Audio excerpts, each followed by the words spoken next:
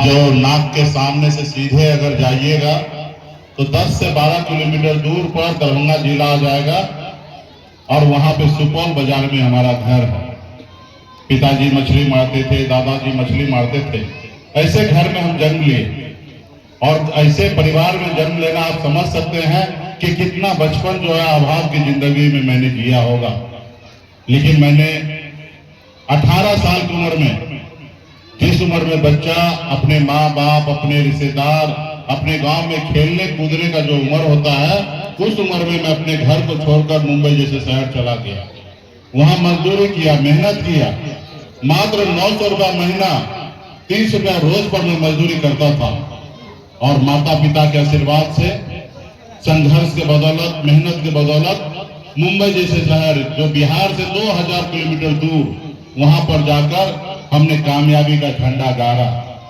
और जब मैं बिहार लौट के आया तो मैंने देखा लोग चांद पे घर बनाने के लिए सोच रहा है, लेकिन आज भी इस धरती पर हमारे लोगों के लिए रहने के लिए घर नहीं है।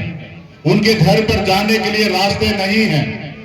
उनके घर पर सही पानी, बिजली का व्यवस्था नहीं है। और फिर मैंने बम्बई का ऐशोआराम जिंदगी को छोड़कर अपने बिहार में निषाद समाज, गरीब पिछड़ा दलित समाज के लिए, उनके हक अधिकार के लिए मैं बिहार में लड़ाई लड़ने लगा। लोग कहते हैं ना कि अपने दिल से जानो पराये दिल का हाल। मैं खुद गरीब घर में जन्म लिया, मुझे पता है कि गरीबी क्या है। आज आप लोग एहसास करते होंगे हमको एक दिन यहाँ पे आने के लिए हमको कितना कष्ट उठाना पड़ रहा है, कितना तकलीफ उठाना पड़ रहा है। आप अपनी पूरी जिंदगी को बिता रहे हैं ऐसी जगह पे, तो इसके लिए मुझे पता है कि आप कितने तकलीफ में रह रहे हैं। और इसी के लिए मैं आज लड़ाई लड़ रहा हूं अपने लोगों के लिए, अधिकार के लिए। साथियों, इस देश में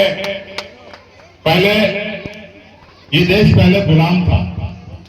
आपके पूर्वज, हमारे पूर्वजों ने पौने 200 साल तक, चाहे वो हिंदू हो, मुस्लिम हो, सिख हो, ईसाई हो, सभी जाति, सभी धर्म के लोगों ने अंग्रेज से पौने 200 साल तक लड़ाई लड़ा। और लड़ाई के बाद देश आजाद हुआ और आजादी के बाद बाबा साहब भीमराव अंबेडकर ने एक संविधान बनाया। आजादी से पहले राजा का बेटा राजा हुआ करता था। रानी के कोख से जो बच्चा जन्म लेता था वही राजा बनता था। लेकिन आजादी के बाद बाबा साहब भीमराव अंबेडकर ने संविधान में बताया कि अब राजा का बेटा राजा नहीं बनेगा। अब इस देश में राजा वो बनेगा जिसके पास वोट गिराने का ताकत होगा, वोट होगा, उस देश का राजा बनेगा। चाहे वो गरीब मजदूर का बेटा हो या किसान का बेटा हो या अमीर का बेटा हो या गरीब का बेटा हो या मछुआरा का बेटा हो, अपने वोट के दम पर राज्य का मुख्यमंत्री हो, देश का प्रधानमंत्री हो या वार्ड का सदस्य हो या मुखिया हो, अपने वोट के दम पे बनेगा। आपके पास, हमारे पास एक बड़ा शक्ति दिया, ताकत दिया। वो ताकत वोट गिराने का है।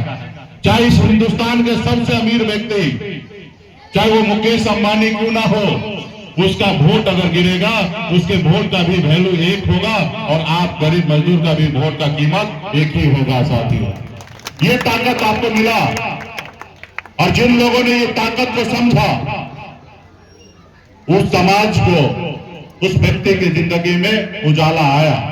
जिसने इस वोट को, ताकत को नहीं समझा, उसके भविष्य जो है अंधकार में रहा। जिन्होंने इस वोट को 500 रुपया में दारू के बोतल पे जिसने बेचा, उसका भविष्य बेहतर नहीं हो सकता है। जिन्होंने इस वोट को, ताकत को समझा, वो आज देखिए बहुत आगे निकला हुआ है। इसलिए साथियों, आप अपने वोट को, ताकत को समझिए। अब इस देश में बहरूपिया जो है, जो वोट का ताकत कभी आपके पूर्वज ने लड़ाई लड़कर आपको दिलाया, आज वो वोट चोरी करने में लगे हुए हैं। वो कैसे भी सत्ता में आना चाहते हैं, चाहे वो विधायक खरीदना पड़े, सांसद खरीदना पड़े या आपका वोट खरीदना पड़े, वो वोट पैसे के दम पर आप पे राज करना चाहता है। लेकिन बाबा साहब ने 5 साल के लिए विधायक या मुखिया या मुख्यमंत्री को क्यों चुना?